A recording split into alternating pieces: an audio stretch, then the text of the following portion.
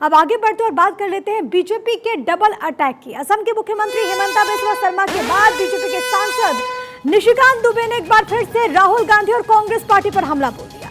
BJP सांसद ने कह दिया कि राहुल गांधी की मानसिकता ही पिछड़ा विरोधी है, वो केवल और केवल सियासत करने के लिए पिछड़ों का नाम ले रहे हैं। उन्होंने कहा कि राहुल गांधी हिंदू नहीं है, इसके बाद भी वो खुद को हिंदू बताते हैं, जनेऊ पहनते हैं और पंडित दिखाने की कोशिश करते हैं। अगर आपको पिछड़ों की इतनी ही चिंता थी तो आप पिछड़े बन जाते। अब इस मामले पर जमकर सियासत तेज हो गई है, लेकिन बीजेपी के सांसद निशिकांत दुबे ने आखिरकार क्या कुछ कहा है वो आपको एक बार हम सुनवा देते हैं।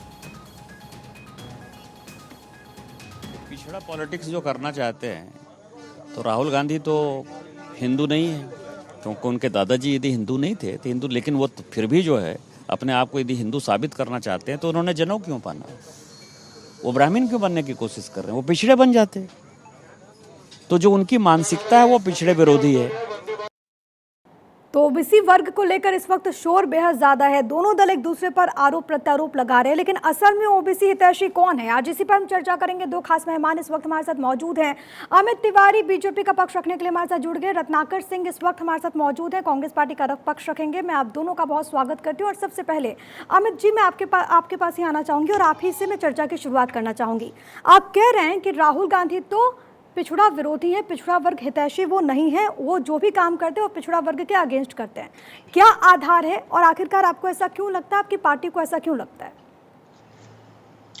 प्रिया जी, देखिए, आज पंडित दीनदयाल जी उपाध्याय जी का जन्म जयंती है। उनको मैं प्रणाम करते हुए अपनी बात को शुरुआत करूंगा।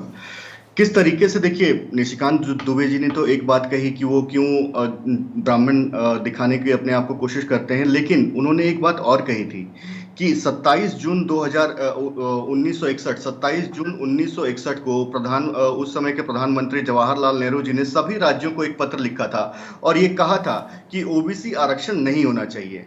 तो वो क्यों कहा था, ये कांग्रेस के नेता को बताना चाहिए ऐसा क्यों कहा गया था। उनकी सरकारें विभिन्न जगह रही हैं, उनके मंत्रिमंडल में ओबीसी का कितना उसमें हिस्सेदारी है ये बताना चाहिए कांग्रेस पार्टी के प्रवक्ता को। उसके बाद आप बात करते हैं हमारी, अगर भाजपा ने जो पिछला 9 साल का सेवा सुशासन और गरीब कल्याण का जो काल रहा है, पिछला 9 साल, हमने तो अपने मंत्रिमंडल में हमारे केंद्रीय मंत्री 37% हैं, हमारे सांसद 29% हैं, एमएलए हमारे 27% हैं और ये सभी ओबीसी जाति से आते हैं। हमारे तो खुद प्रधानमंत्री ओबीसी जाति से आते हैं। 90 में से कितने सेक्रेटरी ओबीसी वर्ग से आते हैं आपके? देखिए, सेक्रेटरी का आना ना आना वो एक अलग विषय है। जिस तरीके से अगर आप हिस्सेदारी देते हैं सरकार में, आप एक अगर उसका नॉमिनेशन करते हैं किसी को, तो वो दिखाता है कि आप कितनी भागीदारी दे रहे हैं ओबीसी समाज को। तो और कांग्रेस को इसमें बताना चाहिए कि उनकी हिस्सेदारी कितनी दे रहे हैं, उनके मंत्रिमंडल में कितने लोग ओबीसी हैं। केवल एक सचिव को बना देना ओबीसी, केवल किसी पद पे बैठा देना, ऐसा नहीं है। जो राहुल जी कह रहे थे कि मूर्तियां, मंत्रियों को तो वो मूर्ति मानते हैं। ठीक है, मैं जवाब ले लेती हूँ। रत्नाकर जी जवाब दीजिए। और जब आप ये सवाल पूछ रहे हैं कि वुमेन रिजर्वेशन बिल में आखिरकार ओबीसी कोटा क्यों नहीं है, जब आप ये सवाल पूछते हैं, पूछे विपक्ष के नाते, लेकिन फिर ये भी सवाल का जवाब आपको देना होगा कि कांग्रेस पार्टी ने अभी तक ओबीसी वर्ग के लिए क्या किया। प्रिया जी, पहले तो मैं उस सवाल पे आना चाहता हूं जो निशिकांत दुबे जी ने कहा है।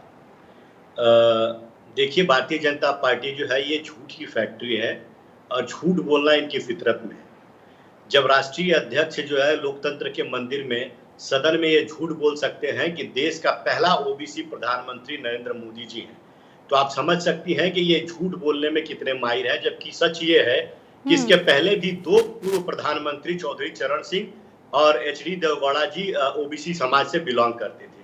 तो सदन में इस तरह से झूठ बोलना, कांग्रेस के थे क्या वो मान्यवर? क्या वो कांग्रेस की तरफ से, क्या वो कांग्रेस ने उनको बनाया था? जी, मैंने आप अपनी पार्टी की बात कीजिए ना। अब मैंने आपके बीच में बोला नहीं, पार्टी की बात कीजिए।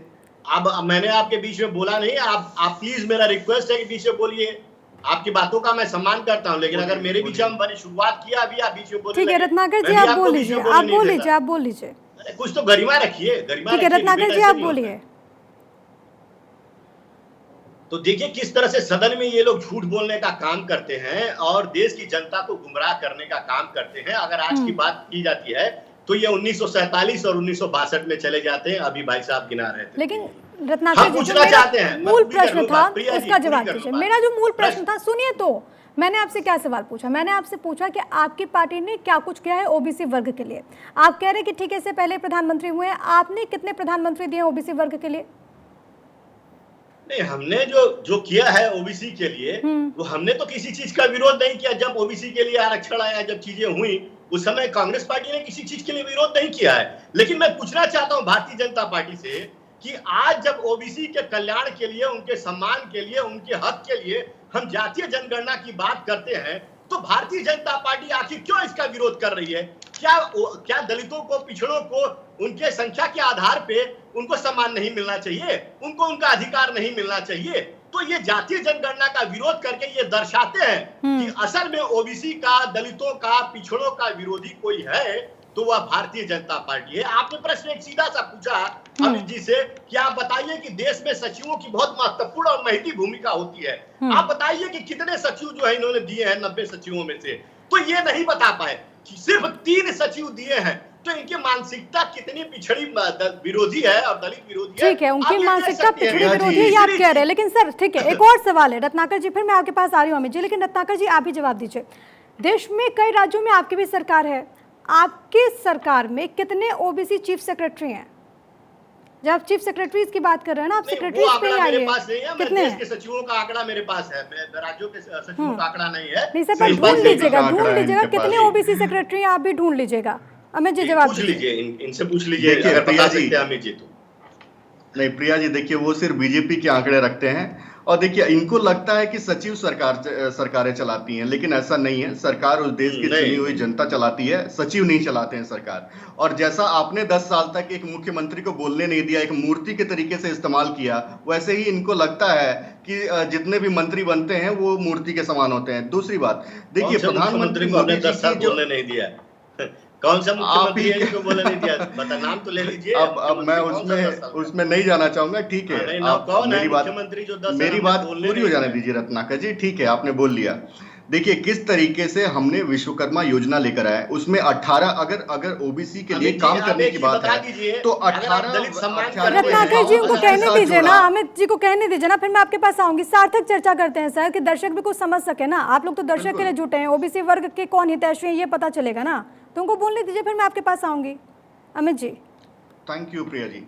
देखिए किस तरीके से विश्वकर्मा योजना लागू किया हमने, उसमें 18 व्यवसायों को जोड़ा, उसमें 13,000 करोड़ उसके लिए सुनिश्चित किया। हमने राष्ट्रीय पिछड़ा आयोग को संवैधानिक दर्जा दिलाया। हमने 123 संशोधन लेकर आए, जिसमें से 338 बी जोड़ा, जिसके तहत जो पिछड़ा आयोग है उसको संवैधानिक दर्जा मिला, उसको सिविल कोर्ट के अधिकार मिले।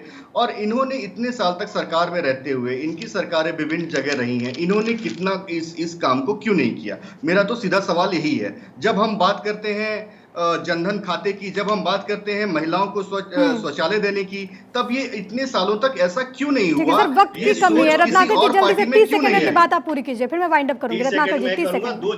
दो बिंदु रखना चाहता हूँ। एक तो ये विश्वकर्मा योजना की बात कर रहे थे, मैं बता दूं वो कोई विश्वकर्मा योजना नहीं है, वो विश्वकर्मा लोन योजना है। ये 13,000 करोड़ जो लोन बांटने का काम कर रहे हैं, क्यों नहीं आप उनको मदद के रूप में उनको आर्थिक सहायता दे रहे हैं? ठीक है, 30 सेकंड में सर आपने उनका तो हमला बोल दिया, लेकिन आपने क्या किया ये आपने नहीं गिनवाया। जितने भी राज्यों में आपकी सरकार है वहां पर भी सेक्रेटरी नहीं है जो ओबीसी वर्ग से ताल्लुक रखते हैं। आप हालांकि इसको ढूंढ लीजिएगा। बहुत धन्यवाद आप दोनों का। अमित जी बहुत शुक्रिया, और रत्नाकर जी आपका भी बहुत धन्यवाद हमारे साथ चर्चा में जुड़ने के लिए।